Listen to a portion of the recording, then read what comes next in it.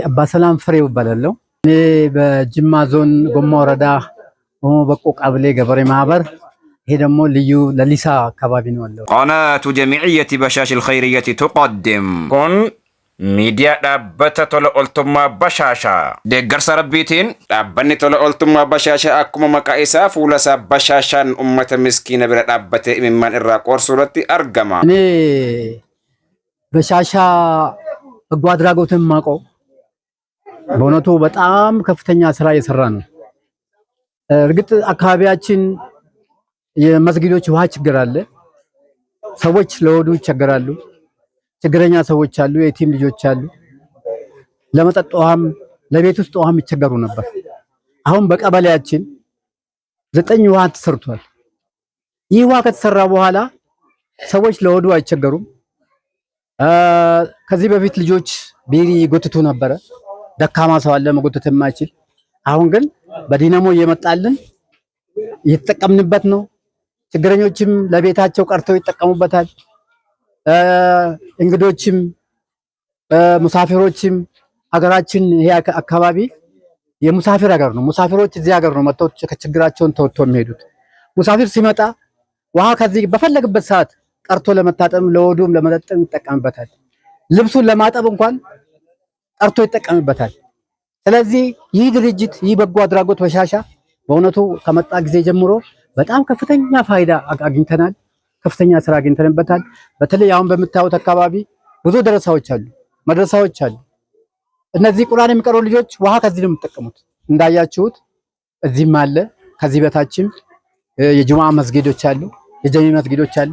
በዚህ አካባቢ በጣም ከፍተኛ ስራ ይሰራልን ነው። በጣም ነው የምናመሰግነው። ይህ ሙስሊም ማህበረሰብ በተለይ አካባቢ በጣም የሚገርም ነው። ክርስቲያኖችና እስላሞች በብዛት የሚኖሩበት አካባቢ ነበረች።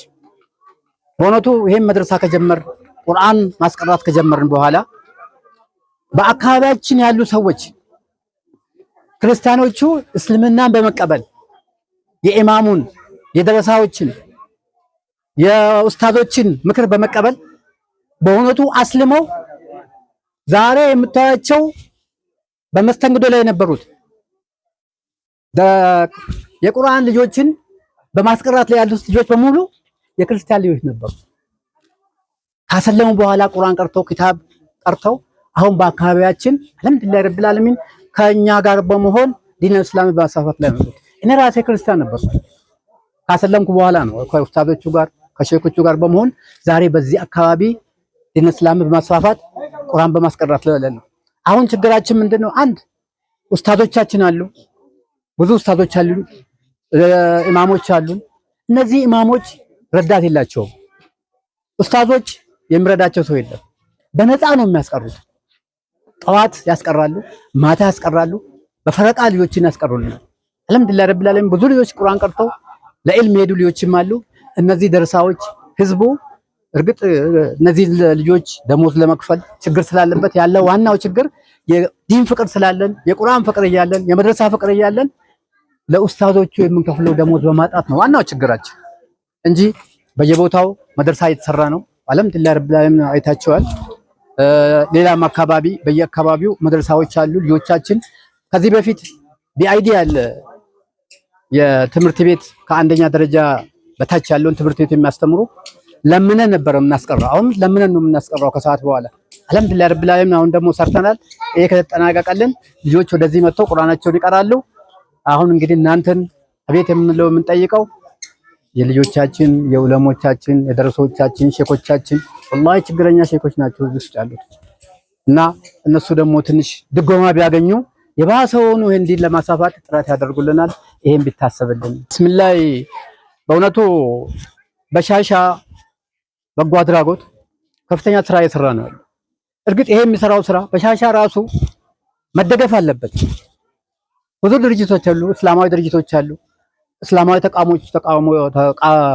ድርጅቶች አሉ፣ ግለሰቦች አሉ። ይህ ድርጅት በደንብ መታቀፍ አለበት። ይህ ድርጅት በደንብ መረዳት አለበት። ይህ ድርጅት እየዞረ ብዙ ስራ እየሰራ ነው። ከሐራም ወደ ሐላል ከሐራም ወደ ሐላል ወደ ኸይር እየመራን ነው። ስለዚህ መረዳት አለበት።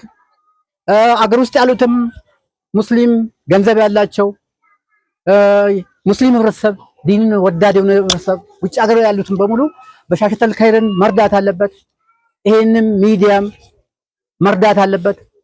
ብዙ ሚዲያዎች ተቋቁመዋል። በአሁኑ ጊዜ ብዙ ድርጅቶች አሉ። እነዚህ ድርጅቶች ተደራጅተው አንድ ሆነን በአንድ ዓላማ ተነሳስተው ድርጅቱ የበለጠውንም እገዛ ቢያገኝ የበለጠ ስራ ሊሰራ ይችላል ብዬ ነው የማምነው። ለእርዳታ መደረግ አለበት፣ መረዳት አለበት። እናንተ መረዳት አለባችሁ። አላህ ከእናንተ ጋር ይሁን። አመሰግናለሁ።